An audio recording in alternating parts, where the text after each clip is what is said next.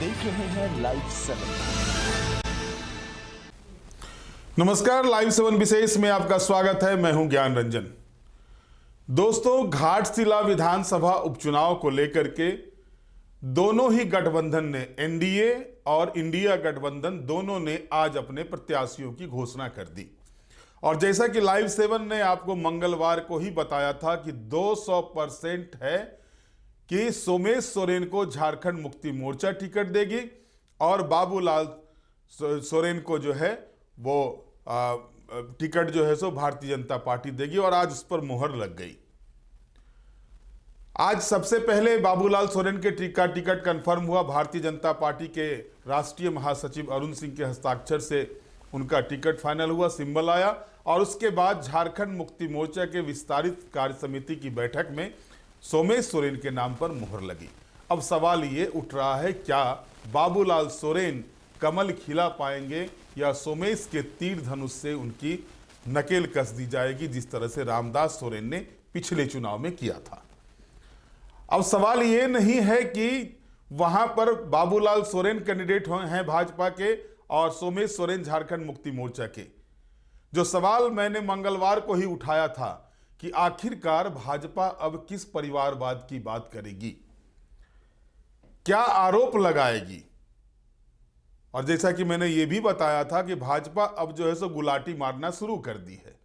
Bharatiya Janata party के नए नए कार्यकारी अध्यक्ष बने आदित्य साहू ने जिस तरह से 6 वर्षों में कोई विकास के कार्य नहीं हुए, इस तरह की बातें कह के अब, क्योंकि उनको परिवार का बात के मुद्दे से हटना है, वो नहीं कर सकते परिवारवाद के मुद्दे को, क्योंकि उन्होंने भी चंपाई सोरेन के पुत्र को टिकट दिया है।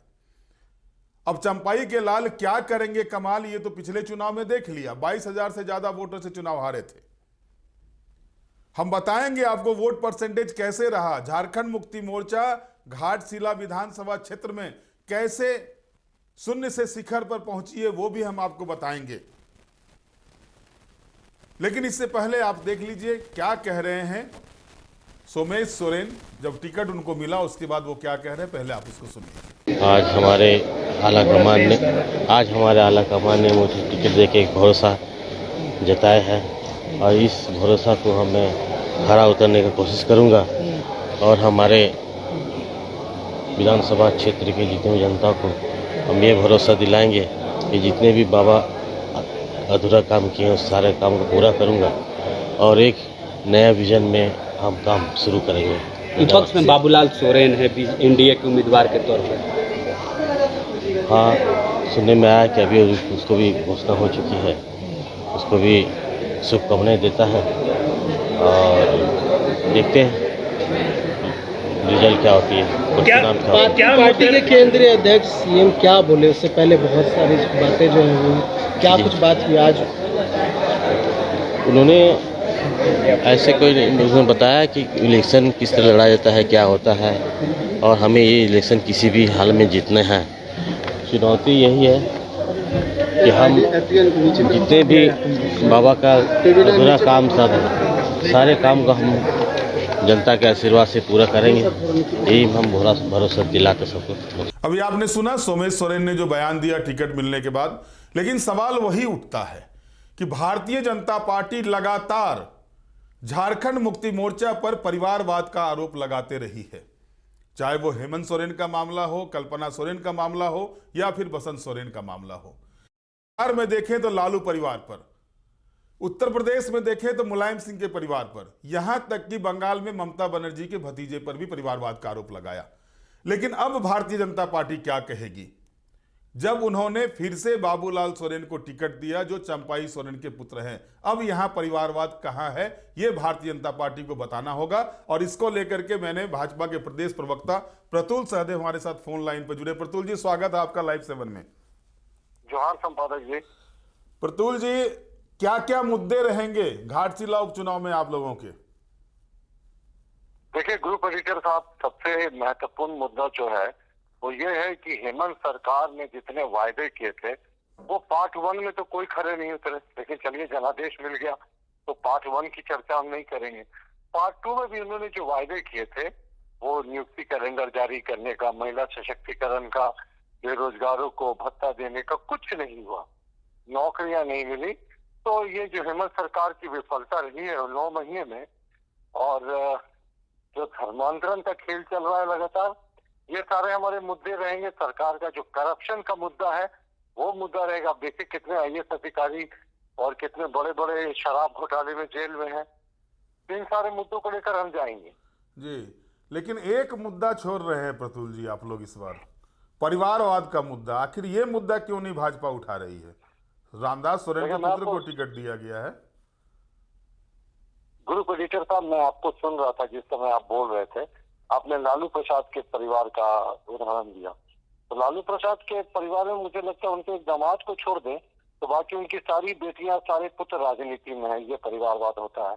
हेमंत सोरेन परिवार का आपने उदाहरण दिया, तो परिवारवाद वो होता है जो हेमंत सोरेन जी के परिवार में मुझे लगता है बसंत सोरेन जी की धर्मपत्नी को छोड़ दे तो बाकी सारे लोग राजनीति में हैं।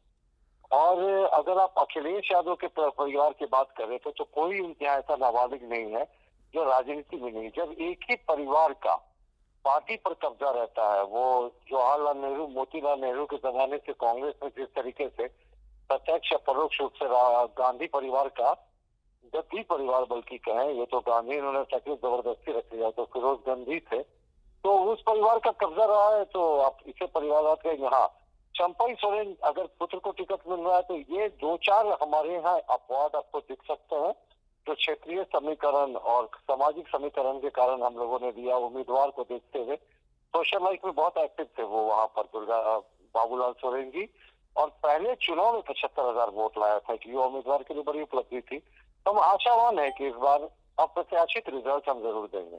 नहीं तो आप लोग ये मान रहे हैं कि वहां पर बाबूलाल सोरेन ने वोट लाया था 75,000 से ज्यादा, भाजपा का कोई योगदान नहीं था उसमें?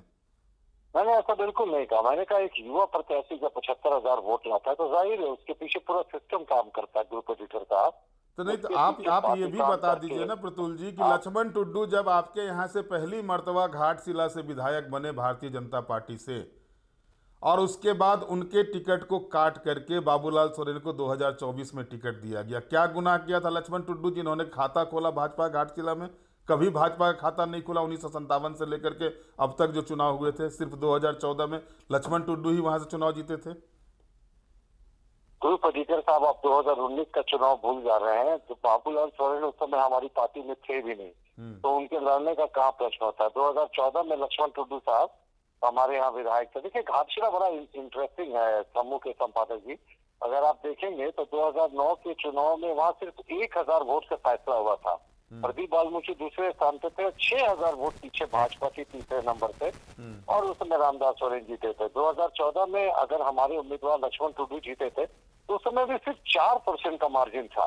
और 2019 में भी जिस समय JMM फिर से जीती उस समय भी मार्जिन सिर्फ 4% का था। और 2024 में हाँ 22-23 हजार का डिफरेंस जरूर रहा, लेकिन सीधा वोट पोलराइज हो गया था। इस बार हमें उम्मीद है कि युवा प्रत्याशी हैं, चंपई सोरेन जी दिन रात कैंप कर रहे हैं, हमारे पूरे संगठन वहीं पे कैंप कर रहा है, संगठन के बड़े नेता वहाँ कैंप कर रहे हैं। हम लोगों ने प्रचार अभियान की शुरुआत कर दी है। कुछ अप्रत्याशित हो जाए तो ग्रुप एडिटर साहब इसको अप्रत्याशित मत मानिएगा। नहीं, आप जो परसेंटेज की बात की है तो 14% वोट आपसे ज्यादा था रामदास सोरेन को। मैंने 23,000 कहा, मैंने परसेंटेज का कभी नहीं, आप परसेंटेज बता रहे थे 2009 का, 2014 का परसेंटेज आप बता रहे थे। 2024 में 14% ज्यादा था वोट आपसे। 39% आपको वोट आया था, 51% से ज्यादा वोट, 51.5% वोट था। आदरणीय संपादक जी, आप मुझे भी बोलने का मौका दें। मैंने बाकी का परसेंटेज इसलिए गिनाया क्योंकि उस समय 3-4% का डिफरेंस था। यहाँ 23,000 वोट मैंने कहा। 23,000 सुनने में भी ज्यादा लगता है। मैं तो खुद मान रहा हूँ कि हमारी बड़ी हार थी। ये अगर 2024 के चुनाव को छोड़ दे तो बाकी क्लोज फाइट रहा, वो बताने की मैं कोशिश कर रहा था संपादक जी। नहीं, वही चीज तो फिर तो वही डिफरेंस तो आप भी बता रहे हैं, आप ही तो बता रहे हैं प्रतुल जी उस चीज को कि इससे पहले क्लोज फाइट था और इसमें आप 22,000 से पिछड़ गए। जो अंतर है वो अंतर सबसे ज्यादा 2024 के चुनाव में ही है, और फिर बाबूलाल सोरेन को ही टिकट दिया गया। माननीय संपादक जी, 22,000 नहीं, 22,600-700 के बीच का डिफरेंस था। तो हम जरूर पिछड़े थे। पिछली बार तो एक तरीके से महागठबंधन ने अपना हिस्टोरिक जीत दर्ज की थी। जेएमएम अकेले 33-34 सीटें जीती थी। हम पिछड़ गए थे, हमारा राउट हुआ था, हम बुरे तरीके से हारे थे। लेकिन देखिए हम तो 2 सीटों पे थे ना 1984 में। 303 सीटों पर भी पहुंचे थे 2019 में, 2024 में भी तीसरी बार सरकार बनाया। तो ज्ञान जी, हमारे ये जो हौसले है ना, ये विक्ट्री के मार्जिन से तय नहीं होते। हम बहुत आशावान है, आपको यानी जी बता रहे हैं, इस बार हम घाटशिला को लेकर बहुत आशावान है कि हम अच्छा रिजल्ट देंगे जी। चलिए, बहुत बहुत धन्यवाद प्रतुल जी आपका। तो ये थे भाजपा के प्रदेश प्रवक्ता प्रतुल सहदेव। परिवारवाद पर जवाब नहीं। मैंने कल ही चर्चा की थी, कल ही मैंने बताया था, साहब आप एक और परिवारवाद का पैमाना मानते हैं, एक ही परिवार के 5 लोग 6 लोग हैं, और इसको परिवारवाद नहीं मानते जब आपके सभी बड़े नेता अपने परिवार के लोगों को झारखंड में चुनाव लड़ाते हैं, चाहे वो चंपाई सोरेन हो, रघुवर दास हो, अर्जुन मुंडा हो, मधु कोड़ा हो, और गुरु जी की पुत्र वधु को भी आप लाते हैं तो उनको चुनाव लड़ाते हैं, लेकिन वो परिवारवाद नहीं कहलाता। तो खैर, ये सारी चीजें तो अलग हैं, लेकिन अगर घाटशिला विधानसभा चुनाव को आप देखेंगे, 1957 में पहली मर्तबा चुनाव हुआ था घाटशिला में, और उस समय से लेकर के 2024 तक के चुनाव को अगर आप देखेंगे तो यहां पर पाएंगे कि भारतीय जनता पार्टी को सिर्फ 2014 में इस सीट पर सफलता मिली। वो भी सफलता दिलाया लक्ष्मण टुड्डू ने, जो अभी के समय में झारखंड मुक्ति मोर्चा के साथ जुड़े हुए हैं। और अगर यहां आप देखेंगे तो ये एक ऐसा सीट है जहां पर कि खाता सबसे पहले झारखंड पार्टी ने खोला था, और उसके बाद भारतीय कम्युनिस्ट पार्टी, दूसरी मर्तबा जो चुनाव हुए थे उसमें भारतीय कम्युनिस्ट पार्टी जो है चुनाव जीती थी। और इसके बाद के अगर आप रिकॉर्ड को देखेंगे, चाहे वो 1967 में पहली मर्तबा कांग्रेस पार्टी को यहां से जीत मिली थी, 1969 में निर्दलीय प्रत्याशी जीते थे, फिर 1972, 1977 और 1980 में कम्युनिस्ट पार्टी की जीत हुई थी, 1988 में कांग्रेस पार्टी वापस की, 1990 में निर्दलीय सूरज सिंह बेसरा चुनाव जीते, और यही सूरज सिंह बेसरा हैं जिन्होंने कि झारखंड अलग राज्य को लेकर के अपनी विधायकी से इस्तीफा दे दिया था। इसके बाद अगर आप देखें तो 1995 में, 2000 में और 2005 में प्रदीप कुमार बालमुचु चुनाव जीते थे कांग्रेस पार्टी से, 2009 में जेएमएम चुनाव जीती, 2014 में बीजेपी, और फिर 2019 और 2024 में जेएमएम के रामदास सोरेन वहां से चुनाव जीते। और इस बीच अगर आप आकलन करेंगे तो अगर आप 2000 के चुनाव में देखें, 2000 के विधानसभा चुनाव में कांग्रेस पार्टी जीती थी लगभग 50% वोट, यानी 49.31% वोट जो है वो कांग्रेस पार्टी को आया था। बीजेपी को 18.28% आया था, और जेएमएम यहां पर मात्र 9.63% आई थी। अब आप गौर कीजिए कि 2000 में जिस पार्टी को 9.5% वोट मिलता है, यानी शून्य पर रहती है वो पार्टी, और वो जाकर के 2024 के चुनाव में उसके कैंडिडेट 50, 51, 51.5% वोट लाते हैं। यही मैंने कहा, शून्य से शिखर पर झारखंड मुक्ति मोर्चा वहां पहुंची है। भारतीय जनता पार्टी वाले लोग जितना भी आंकड़ा गिना दें कि वोट 75,000 आ गया, तो वोट परसेंटेज जब ज्यादा होगा तो जाहिर है कि वोट भी बढ़ेंगे। और सीधे तौर पर अगर 2024 की लड़ाई को अगर आप देखेंगे तो 2024 की लड़ाई में रामदास सोरेन और बाबूलाल सोरेन को छोड़ करके बाकी सबों की जमानत जब्त हो गई थी। आलम यह था कि 12 कैंडिडेट चुनाव में थे 2024 के चुनाव में, और 12 में से 9 कैंडिडेट को इतना वोट आया था जितना कि नोटा को वोट आया था। यानी नोटा के वोट को अगर आप देखेंगे 2024 के चुनाव में, तो नोटा का जो वोट आया था वो वोट था 2000 से ज्यादा वोट थे नोटा के। लगभग जो आंकड़ा है मेरे पास उसके हिसाब से अगर हम देखते हैं तो नोटा को जो वोट मिला था वो वोट यानी 2868 वोट नोटा में आए हुए थे, और 12 प्रत्याशी ऐसे थे जो कि 2000 के नीचे थे। सूरज सिंह बेसरा जिन्होंने कि झारखंड अलग राज्य के लिए अपनी विधायकी से इस्तीफा दे दिया था, वो मात्र 527 वोट लाए थे पिछले चुनाव में झारखंड पीपुल्स पार्टी से खड़ा होकर के। तो सीधे तौर पर अगर आप देखें तो वोट का पोलराइजेशन जो था तो 2024 के चुनाव में भाजपा वर्सेस इंडिया गठबंधन, यानी एनडीए वर्सेस इंडिया गठबंधन के बीच था, तो जाहिर है कि वोट ज्यादा होंगे। लेकिन उसके बाद भी अगर आप देखें तो अंतर जो है जीत का अंतर छोटा मोटा नहीं, अगर परसेंटेज में ही हम बात करते हैं तो 13-14% का अंतर है। और उसके बाद फिर बाबूलाल सोरेन को टिकट दिया जाता है सिर्फ इसलिए कि वो चंपाई सोरेन के पुत्र हैं। पार्टी के समर्पित कार्यकर्ता पार्टी को छोड़कर चले जाते हैं, भाजपा को इससे अंतर नहीं पड़ता। और इसका उदाहरण आपको आज बिहार में देखने को मिल रहा होगा। आप सबों ने देखा होगा कि बिहार में किस तरह से भाजपा कार्यालय के समक्ष कांग्रेस से आए हुए कैंडिडेट को टिकट देने के बाद भाजपा के समर्पित कार्यकर्ताओं ने नंग धरंग प्रदर्शन किया।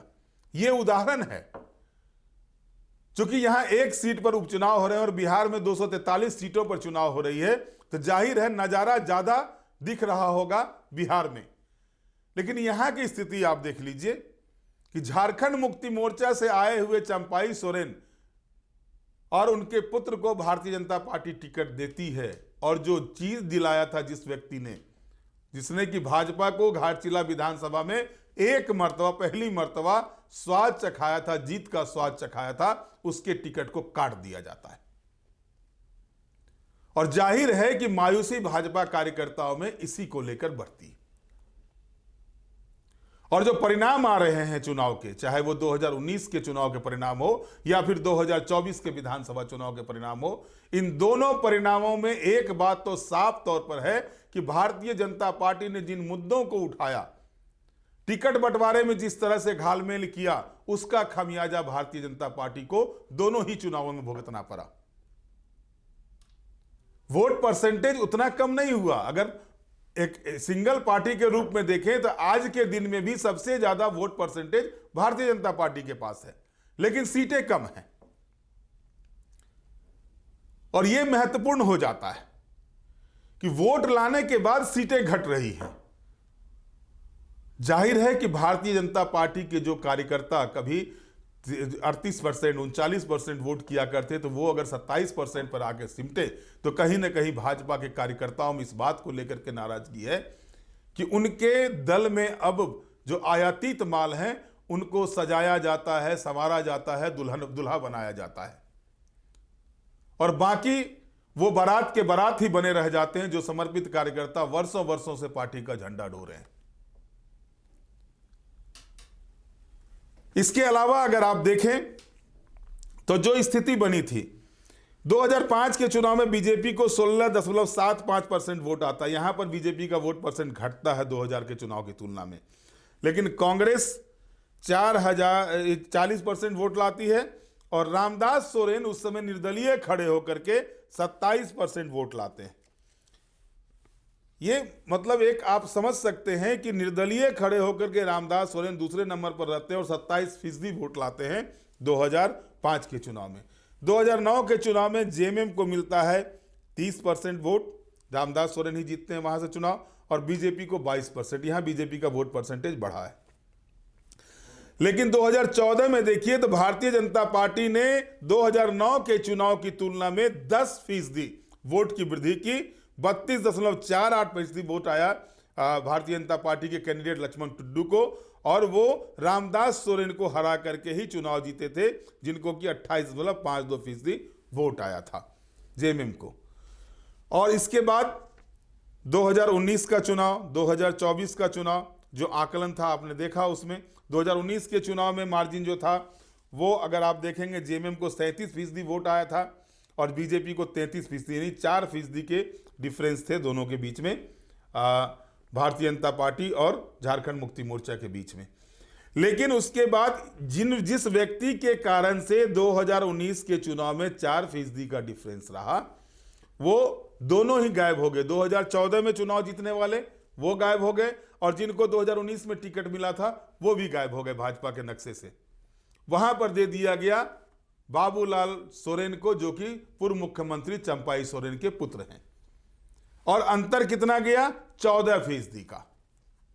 और उसके बाद भारतीय जनता पार्टी के लोग कहेंगे कि भाई हम जो है सो जीत के लिए नहीं, सामाजिक समीकरण के लिए, समाज में काम करने के लिए 2 सीट से बढ़कर के हम 303 सीट तक आए।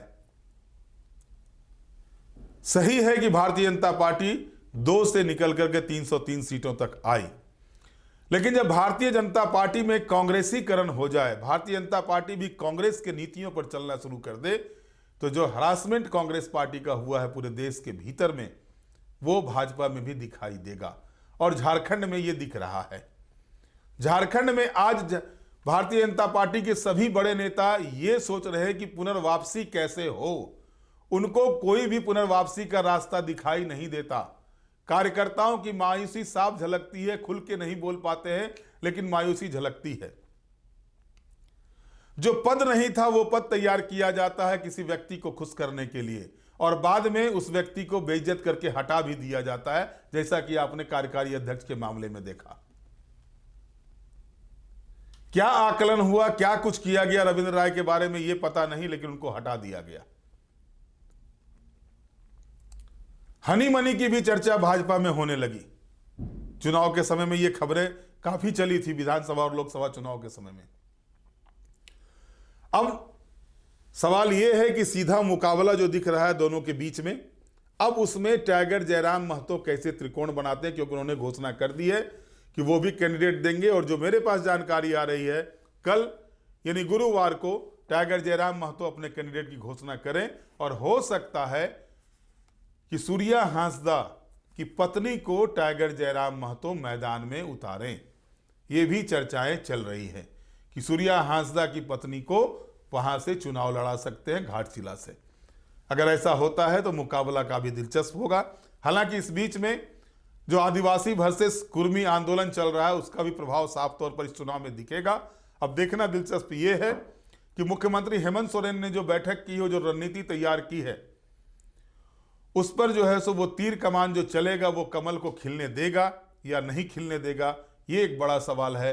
चंपाई सोरेन जो कोल्हान टाइगर है, क्या इस बार अपने पुत्र को विधानसभा पहुंचा पाते हैं, ये भी देखना होगा। बहरहाल आज के विशेष में इतना ही। आप हमारे साथ जुड़े रहे, हमें लाइक करें, सब्सक्राइब करें। बहुत बहुत धन्यवाद। नमस्कार।